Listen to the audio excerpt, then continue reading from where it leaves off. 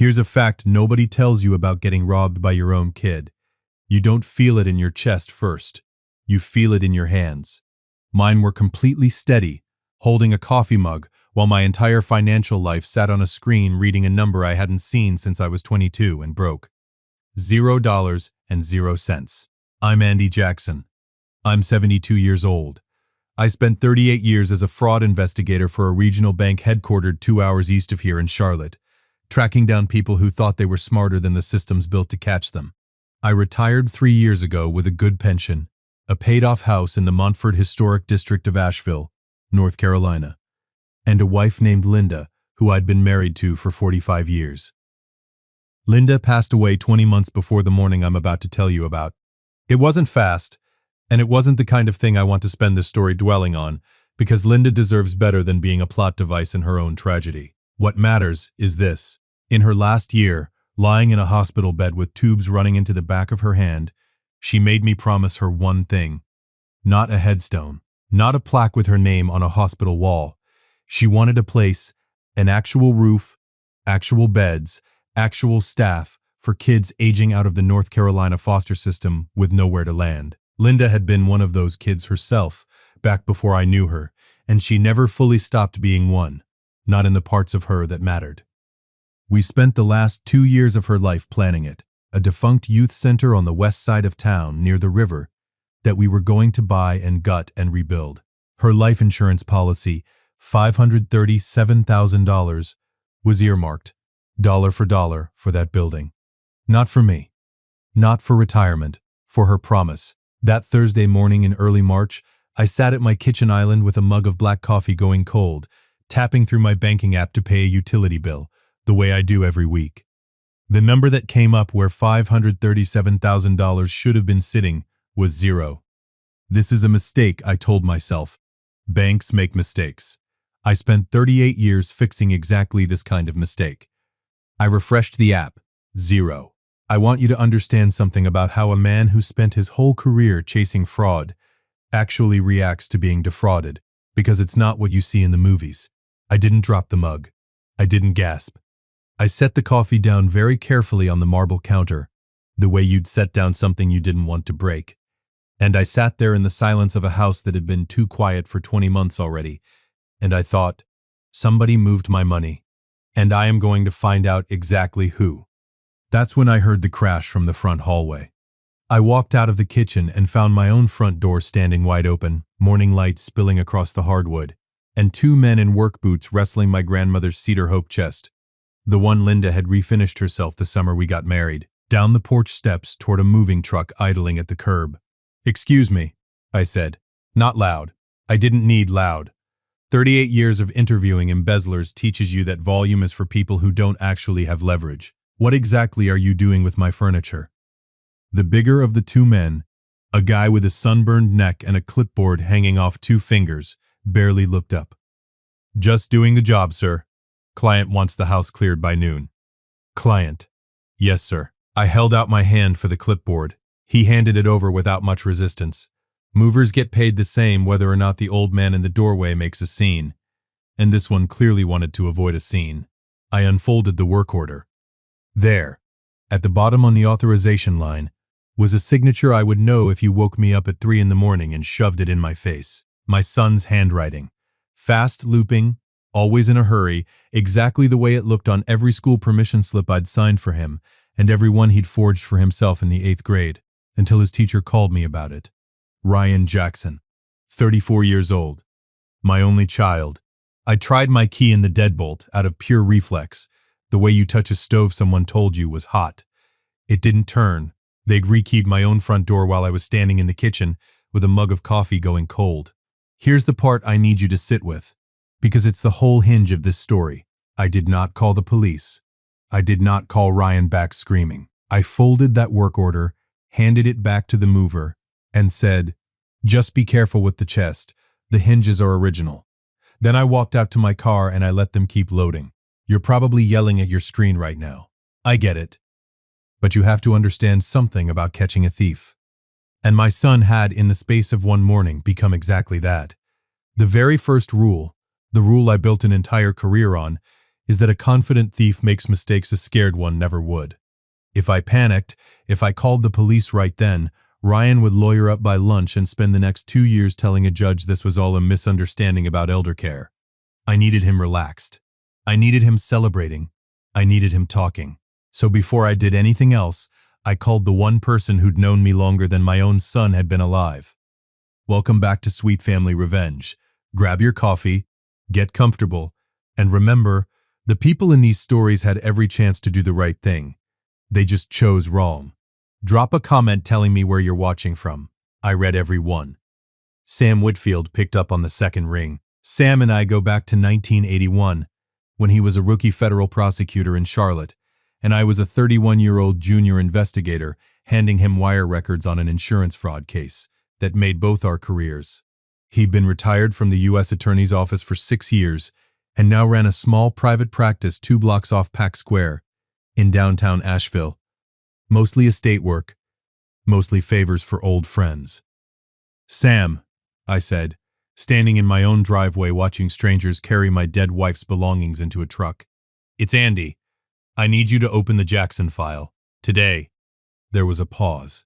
Sam knew exactly what that meant, because 4 years earlier, right after Linda's diagnosis, the two of us had sat in his office for 6 hours building something we half-joked, half-meant to call the Jackson file. A contingency plan for exactly the kind of situation I never expected to actually need. Say the word, Andy. Considerate said. He didn't ask questions. That's the difference between a friend and an acquaintance. A friend trusts you've already thought it through. I still needed one more thing before this went any further, though. Not evidence. A confession. Circumstantial paperwork is never enough. I'd watched 100 slick defense attorneys chew through circumstantial paperwork like it was nothing. I needed Ryan's own voice, on the record, admitting what he'd done. I opened a recording app on my phone, a legal one-party consent app, because North Carolina allows a call to be recorded as long as one person on the line knows about it. And I was that person. And I dialed my son. He picked up on the 4th ring, and before I even heard his voice, I heard the party behind him. Bass. Laughter. Somebody yelling for somebody named Marissa to bring more ice. Hey, kind of a bad time, Dad. There are movers in my house, Ryan. My bank account is empty. I think this is exactly the right time. A pause. Muffled talking. He'd covered the phone to say something to somebody, probably his fiancée Whitney. Then his voice came back, and the slur from the party had drained clean out of it. What replaced it was flat and rehearsed, the tone of a man who'd practiced this speech in a mirror. Dad, listen. My wedding is tomorrow. I withdrew the money and I sold the house. It needed to happen. You sold my house. You weren't using that money for anything real, Dad. A shelter. Come on. Mom's gone. You can't build her back with a building. I'm building an actual future. For me, for Whitney. You should be proud we're finally taking initiative instead of waiting around. That money was for your mother's promise, Ryan. And now it's for mine.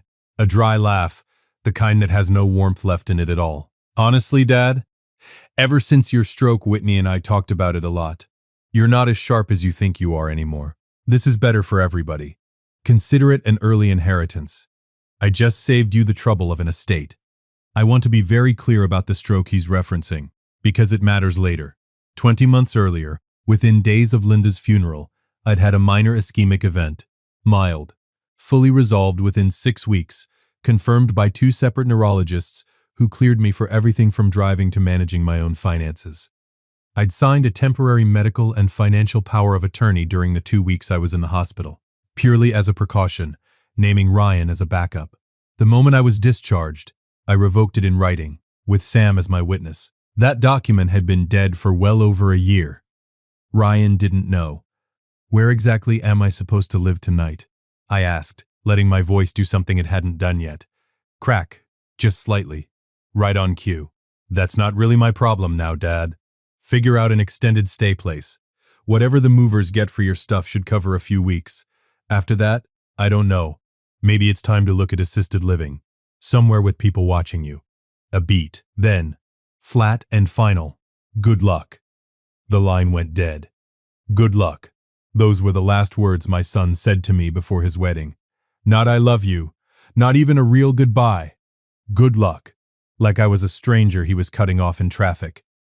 I stood in my driveway with a recording exactly 1 minute and 51 seconds long, saved to an encrypted folder on my phone, and I felt something settle in my chest that wasn't grief and wasn't rage. It was clarity. Cold, exact, professional clarity.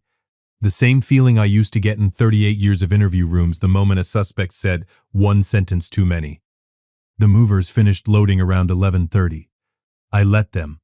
I stood at the end of my own driveway and watched a truck pull away carrying 45 years of my marriage, and then I walked to my car, parked a block over, out of sight of the house, because I'd learned decades ago that you never let anyone watch you leave a scene, and I opened the laptop I keep in a locked case in my trunk. Ryan thought I was a 72-year-old man who'd had a minor stroke and couldn't be trusted with his own finances. What he never understood, what he'd never once bothered to ask about in 34 years, was that the banking security protocols protecting half the accounts in this region were partly built by people like me. I hadn't just worked fraud cases. I'd helped design the systems that catch them. I logged into the raw transaction ledger behind my consumer banking app, the version tellers and compliance officers see, not the version customers see, and found the wire immediately. $537,000 routed out at 8:14 the previous morning, bounced through a clearinghouse, and landed in a newly opened account at a bank headquartered in Atlanta, Georgia. Not North Carolina. My son, deliberately or more likely out of pure carelessness, had just moved stolen funds across a state line. That single fact turned a family dispute into a federal crime. Wire fraud isn't a technicality prosecutors chase for fun. It's one of the most aggressively pursued financial crimes in the country, especially when the victim is a senior citizen and the dollar amount clears. 6 figures. I kept digging. The wire had been authorized using a scanned document uploaded to bypass the bank's fraud triggers. I pulled it up, zoomed in, and there it was, a copy of that expired medical and financial power of attorney, the one I'd revoked in writing over a year earlier. Except the expiration date had been altered. Crudely. The year had been changed with what looked like basic photo editing software. Not even a good forgery, just good enough to fool an overworked bank clerk moving fast on a Thursday morning. Forgery. Wire fraud. Elder financial exploitation. My son had built himself a 3-count federal indictment in under 24 hours, and he had no idea. I saved everything, the altered document, the wire logs, the routing numbers, timestamps, into an encrypted folder, then mirrored it to a private cloud server and sent a copy directly to Sam's office. 2 backups.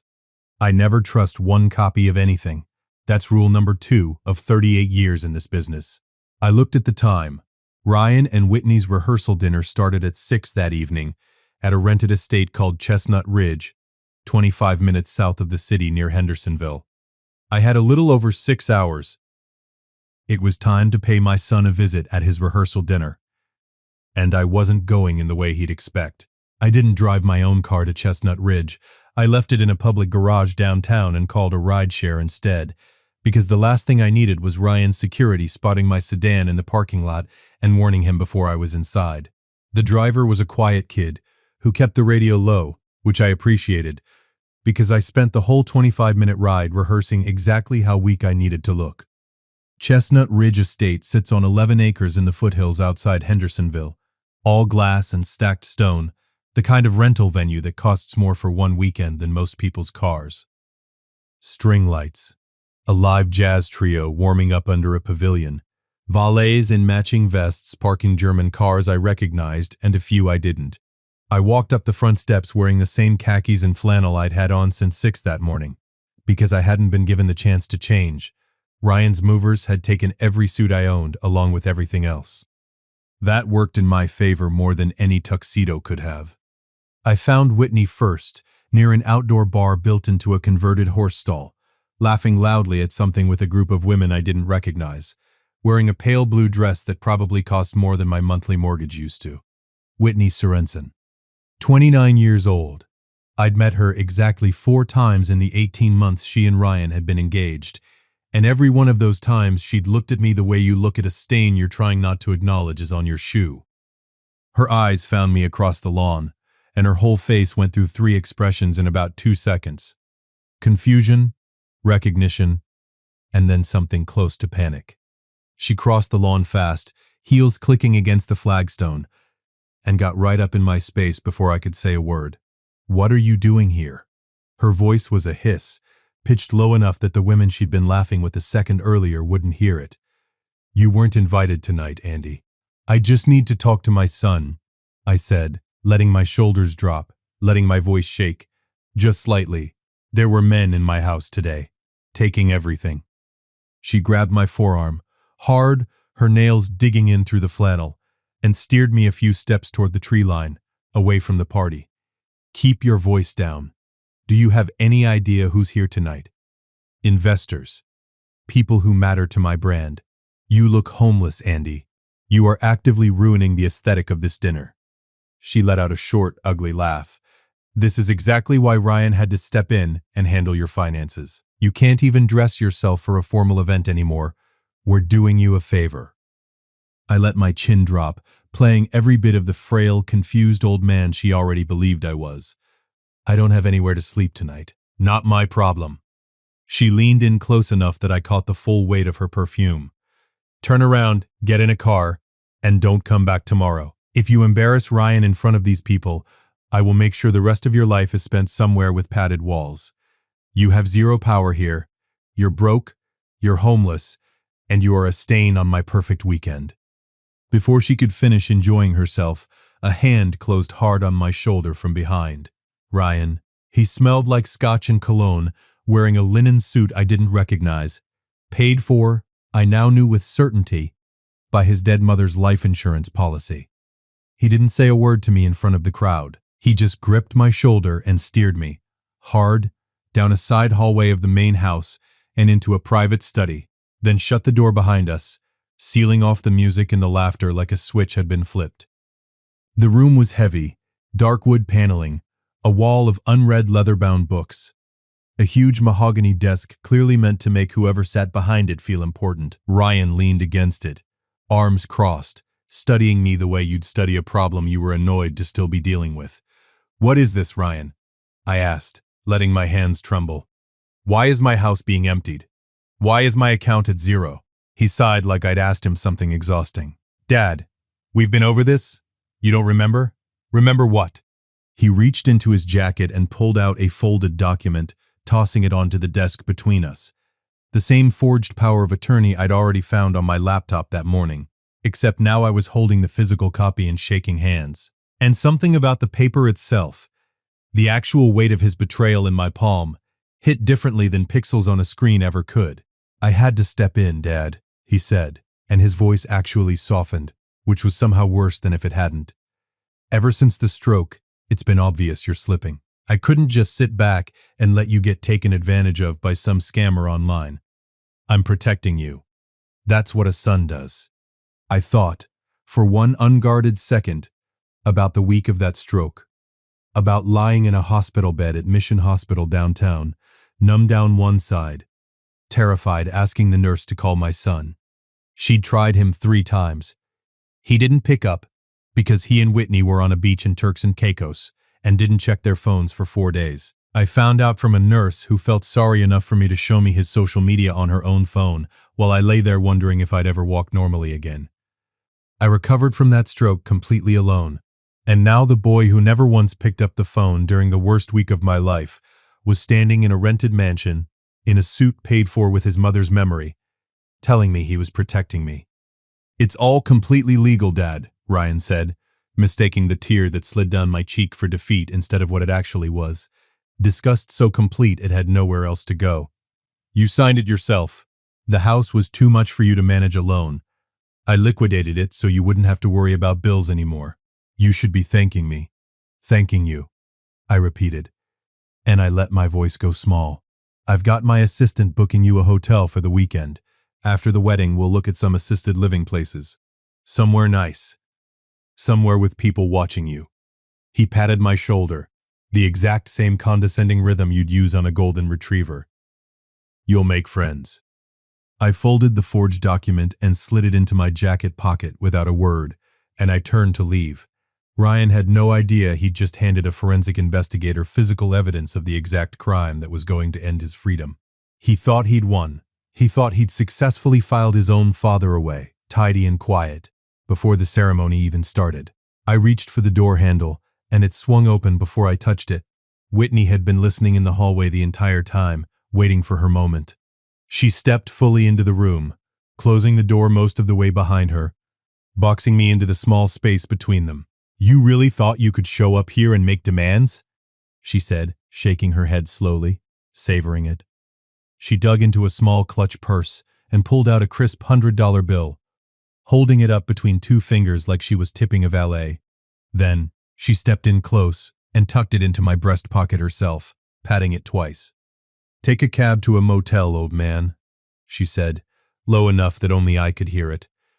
"Buy yourself dinner. Don't you dare show your face at the venue tomorrow. Don't ruin my photos." "Thank you," I murmured, and I dropped my eyes, and I let myself out. I want you to sit with that scene for a second, because it's the reason everything after this happens the way it does. That $100 bill wasn't an insult to me. It was Whitney handing me, without knowing it, a piece of physical evidence with her own fingerprints on it, at the exact moment she was congratulating herself on having won. Arrogance is always the fatal flaw. I built an entire career proving that sentence true, over and over, for 38 years. I walked out of that mansion the same slow, shuffling way I'd walked in, and I didn't drop the act until I was 300 feet down the driveway, out of sight of the valets, standing under a street lamp waiting for another car. Then I pulled that $100 bill out of my breast pocket and looked at it under the light. Whitney thought she'd bought my humiliation for $100. She'd actually just handed a former fraud investigator a physical trophy and a fingerprint sample he didn't even need, because by that point I already knew exactly where this was going. I had another car take me downtown, to a glass office tower on Pack Square where Sam Whitfield still kept a light on late most nights out of habit. It was almost 11:30 when I walked into his office and found him behind his desk, tie loosened, a stack of printouts in front of him. The wire logs, the routing numbers, the forged document, everything I'd sent him that morning. "You look terrible, Andy," he said, not unkindly. "I feel completely clear, Sam." He'd already drafted the report for the FBI's Cybercrimes Division and the emergency motion to freeze the destination account in Atlanta.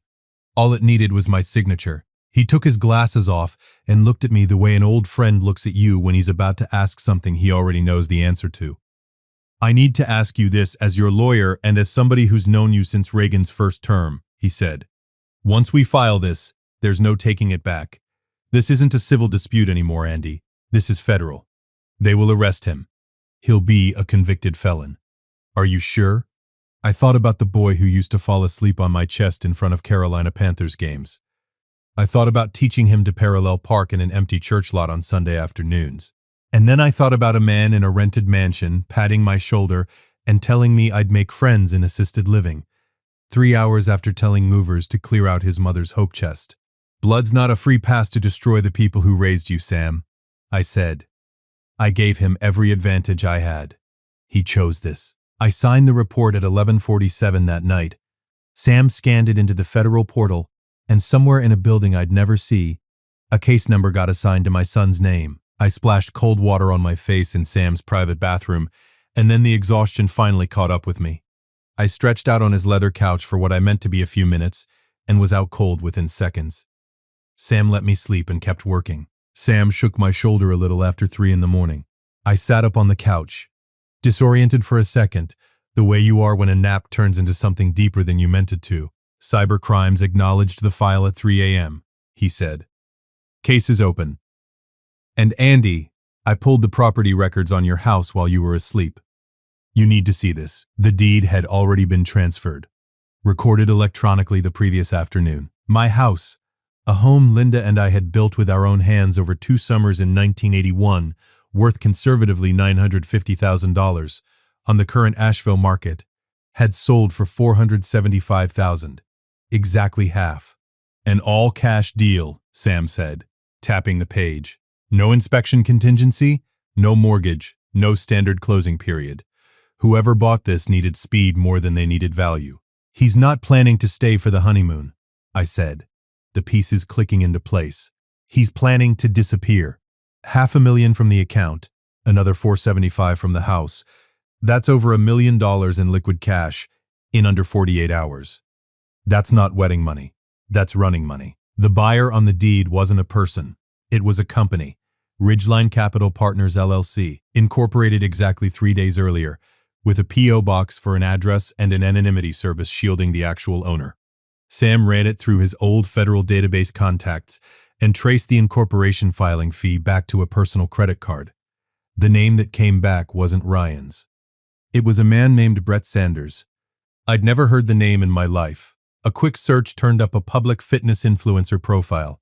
31 years old, a personal trainer who ran a small studio downtown, hundreds of gym photos and protein shake selfies. And scattered through his page, tagged at the same studio, over and over, in photos where his hands lingered somewhere a trainer's hands generally shouldn't. Whitney, my son's fiancée, was having an affair with the man who just bought my house for half its value, less than half a day before her own wedding. I sat with that for a long moment, and then I remembered something. Linda's illness had taught me one habit I never dropped afterward. I'd installed a comprehensive home security system in our house during her last 2 years, mostly to monitor for falls when I had to step out. I'd never bothered turning it into the kind of system you sit and watch live. After Linda passed, I set the cameras to record and archive automatically, and mostly forgot about it the same way you stop checking a smoke detector once you trust it's working. My bedroom is upstairs, at the back of the house, well out of earshot of the study and the living room below. Ryan knew about the visible cameras from years of complaining about them every time he visited. He must have let himself in with his old key sometime Wednesday night while I was asleep. 2 floors above him, the same visit, I'd realize later, when he pulled the old property deed out of my desk drawer, the one still listing me as record owner from before the trust ever existed, and gone room to room unplugging every camera he could find on the ground floor, hours before he ever called a moving company. I never heard a thing. What he never knew is that the recording hardware ran independently off a hidden battery backup, uploading everything to a private cloud server the moment it captured it. Pulling a plug out of the wall doesn't erase a memory that's already left the building, and it doesn't wake up an old man sleeping 2 floors away, either. I logged into the archive and scrolled back 3 days, to Tuesday night. At 10 p.m., while I was already upstairs asleep, the same upstairs bedroom, the same 2 floors of distance that had let Ryan move through the house undetected the following night, the front door of my own house opened. Whitney had a key of her own by then. I'd learn later one Ryan had cut for her months earlier, without ever mentioning it to me. She and Brett walked in together, dressed down, laughing, moving through my living room like they owned it, which within 2 days they were legally about to. Brett went straight for my liquor cabinet without hesitating, like he'd done it before, and pulled out a bottle of single malt Linda had bought me for my 60th birthday. A bottle I'd been saving. He poured 2 glasses. "To the easiest payday of my life," he said on the recording, raising his glass. Whitney laughed, sharp and delighted. "I still can't believe Ryan actually bought the whole thing. He thinks he's some kind of financial genius." "Ryan's an idiot," Brett said. "He handed me the deed to $1 million house for half price and thinks he's doing himself a favor. Once the ink's dry Thursday, we're gone. He's going to wake up Saturday with nothing and a federal charge with his name on it." Whitney sat on the arm of my chair, wrapping herself around him. "I'm so glad I don't have to pretend to love him anymore. We take the $537 from the insurance policy, we take the $475 from the house, first flight out Saturday morning, and we never look back. He can rot, for all I care." I paused the recording right there, on their smiling, drunk faces, sitting in my living room drinking Linda's gift to me, mapping out the total destruction of my son. Here's the thing I need you to understand about what happened next in my chest. I felt no relief. My son had betrayed me completely, out of arrogance and greed. But he was doing it, at least in his own head, to build a life with a woman he believed loved him. He was a fool, but he was my fool. And he had absolutely no idea that the woman standing next to him at the altar later that same day had already sold him out to someone else, for the exact same reason he'd sold out his own father. Sam had gone very quiet, staring at the frozen frame on the screen. "Andy," he said slowly, Where did a personal trainer get $475,000 in cash for a same-day closing? That was the right question. Legitimate lenders don't move that kind of money in 24 hours without paperwork trails a mile long. Sam pulled the wire records on the Ridgeline Capital account and traced the source of the funds to a private commercial lender called Blue Summit Lending, operating out of an industrial park outside the city. Sam's face went pale. Blue Summit isn't a real lender, Andy. It's a front. The district attorney's office has been trying to build a racketeering case against the people behind it for 4 years. High-interest cash loans to people who can't get financing anywhere legitimate, and when borrowers don't pay, Blue Summit doesn't sue anybody. They send people. Brett Sanders hadn't borrowed money from a bank. He'd borrowed it from loan sharks, promising to flip a house he thought was worth nearly $1 million and pay them back with a massive profit margin, then vanish to some other country with Whitney and never look back. There was only one problem with his plan, and it was one he had absolutely no way of knowing about. 4 years earlier, right after Linda's diagnosis, Sam and I had sat in his office and moved the 2 assets that could actually be moved at the time, the house and our investment accounts, into an irrevocable trust. Legally, I hadn't owned that house in 4 years. Neither had Ryan. The old deed he found in my desk drawer, the one I deliberately kept instead of shredding once the trust took over, exactly for a moment like this one, still listed me, personally, as record owner. It gave Ryan everything a title company clerk would expect to see: the correct legal description, the correct parcel number, my name on file. Armed with that and the altered power of attorney, he'd been able to sign a brand new deed as my supposed attorney-in-fact and push it through recording before anyone at the county thought to look past the surface. What nobody checked, not Ryan, not Ridgeline's closing attorney, not the clerk who stamped it, was the one thing that actually mattered. I hadn't been the true legal owner in 4 years. The trust was, and a forged, expired power of attorney doesn't grant authority over a trust it was never written into in the first place. The life insurance policy was different, and deliberately so. Back then, there was no payout yet to protect. Linda was still alive. What we did instead was name the trust itself as the policy's sole beneficiary, so that whenever the day came, the insurer would be legally required to pay the money straight to the trust, not to me personally. That part worked exactly as designed. The problem was what happened after. Once Linda passed and the payout landed, the trust released it into a standard operating account in my name specifically so I could move fast on the community center purchase the moment the right building came open. A trust account holding 6 figures in cold storage doesn't let you make a competitive cash offer on a building. That account was real, it was liquid, and it was mine to access. It was never meant to sit there for 20 months waiting for the right piece of real estate. It just took longer than either of us planned. And in the meantime, it was exactly the kind of account a forged power of attorney could actually touch. That's the part I hadn't accounted for. Ryan didn't steal a decoy. He stole real money, and for the better part of 2 days, it was actually gone, sitting in a live account in Atlanta, Georgia, completely outside my control until the FBI's emergency freeze order caught up to it. The house was a different story entirely. Ryan had sold a house he never legally owned. Ridgeline Capital had bought a worthless piece of paper. And the moment their $475,000 landed in the decoy account, tied to my trust's security protocols, it had been automatically frozen and flagged for federal fraud review, money that Brett Sanders now owed to violent people, with absolutely no way to get it back. You let a loan shark front hand nearly $500,000 to a fake real estate deal, Sam said, and for the first time all night he actually laughed, low, disbelieving, half horrified. Andy, this isn't a trap anymore. It's a minefield, and you built it every inch of it. They built it themselves, I said. I just left the door unlocked and waited. Later that day, all 3 of them were going to stand in front of 300 guests believing they'd already won. I intended to be there when they found out otherwise. By the time we'd finished piecing together everything on Brett Sanders and Blue Summit Lending, the sun was already coming up outside Sam's office windows. I slept 2 more hours on his couch, showered again in his private bathroom, and put on the one suit that hadn't been in my house when the movers came. A charcoal gray suit I'd left hanging in Sam's guest closet years earlier after a fundraising dinner, because Sam and I had been trading favors and formal wear since before Ryan was born. I stood in front of the mirror and barely recognized the man looking back. Not because I looked different, because for the first time in 20 months, I didn't look like a man carrying grief. I looked like a man about to finish a case. I checked my phone. The video file from Tuesday night was downloaded, backed up twice, ready to play through any auxiliary cable in the country. The audio recording of Ryan's confession from Thursday afternoon was saved next to it.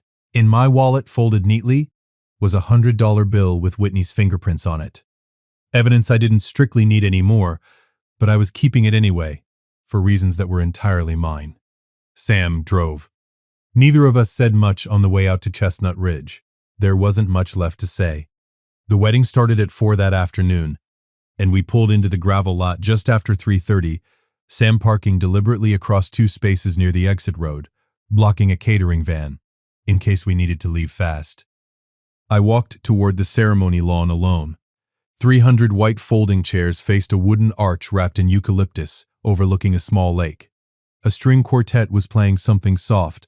Ryan stood at the altar in a tailored navy suit, looking, for just one more minute, like the boy who used to fall asleep against my shoulder on long car rides home from his grandparents' place in Boone.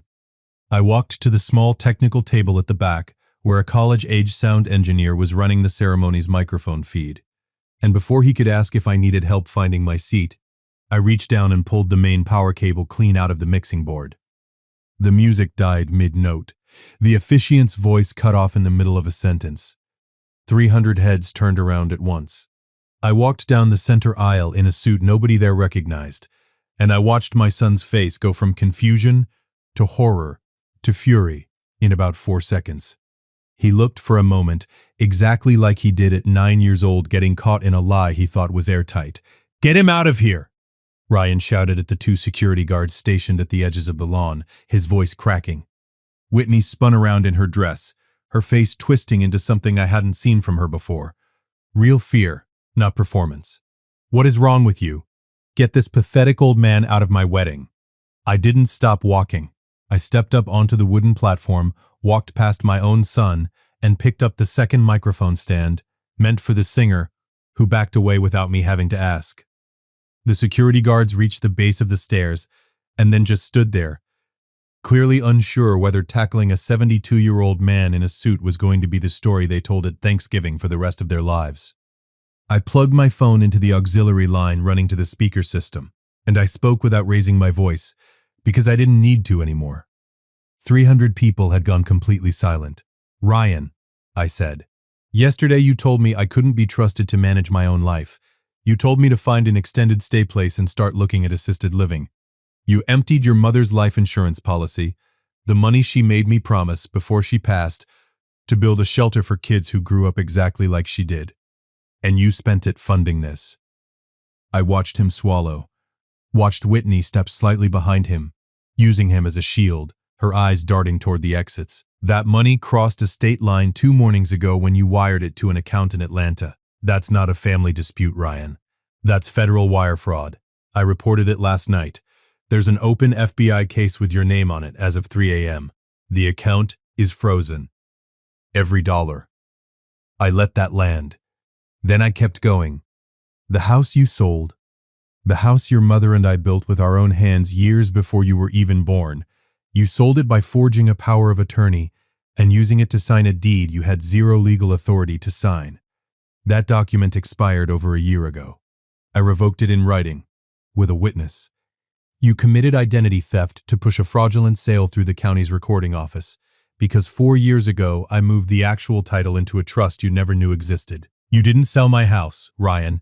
You forged your way into signing away a house that was never legally mine to sign away in the first place, and the second the title company catches up to that, the sale reverses itself. That $475,000 is frozen right alongside the rest." Ryan's face had gone the color of the tablecloths. He looked at Whitney, then back at me, mouth open, no sound coming out. I turned my phone toward the crowd, hit play, and let Brett Sanders' voice fill the lawn. "To the easiest payday of my life." Then Whitney's, laughing. "I still can't believe Ryan actually bought the whole thing." Somewhere in the 3rd row, a man I'd never met until that exact second, tall, tan, wearing a suit that fit a little too well, stood up fast, looking for the nearest exit. I found his eyes across the lawn. "Going somewhere, Brett?" I said into the microphone, and every head in the crowd swung toward the stranger frozen mid-aisle. "The money you owe Blue Summit Lending is gone. Frozen in a federal account, tied to a house you never actually bought." I'd imagine they're expecting a call. As if summoned, his phone started ringing in his jacket pocket, loud, insistent, filling the silence of 300 stunned wedding guests. He looked down at the screen, and whatever name was on it drained the last of the color out of his face.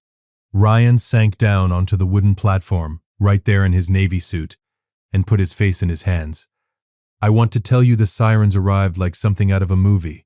And honestly, they kind of did.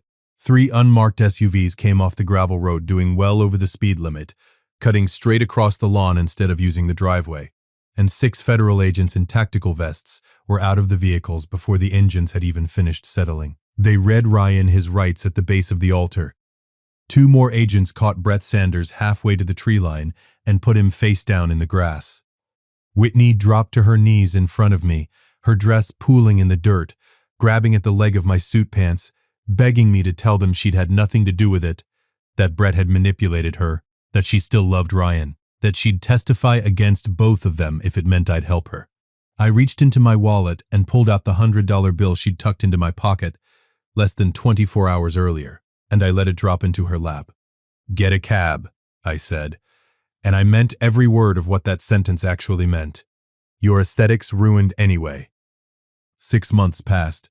Autumn settled over the Blue Ridge foothills the way it does every year, and my house on Montford Street, fully restored, every piece of furniture recovered through the criminal restitution process, finally stopped feeling hollow.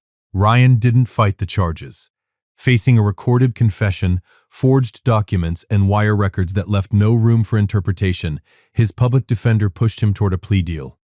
He's serving 4 years at a federal facility, 2 states away. He writes me letters sometimes. I read every one. I haven't answered any of them yet. Maybe someday. Not yet. Whitney's cooperation deal kept her out of federal prison, but it didn't save the life she'd built her whole identity around. Her online following evaporated within a week of the arrests going public. Last I heard from Sam, who still keeps tabs out of old habit, she was working retail in Charlotte and paying down legal fees that would take her years to clear. Brett Sanders vanished from Asheville entirely about 3 days after the wedding, leaving his gym membership list, his leased car, and an unpaid debt to people who do not forgive unpaid debts. Nobody I know has heard from him since.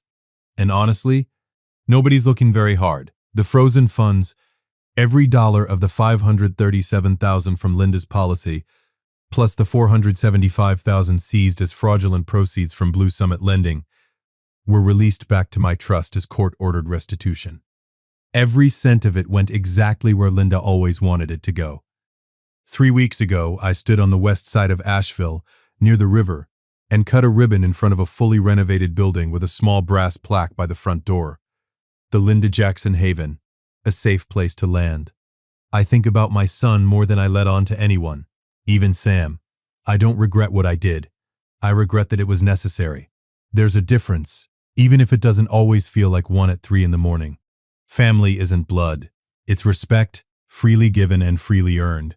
And at 72 years old, I've learned my life isn't over just because somebody I raised decided to try to end it early. It's just been properly audited. If you liked this story, join our community by hitting that like button and subscribing for more family-centered accounts like this.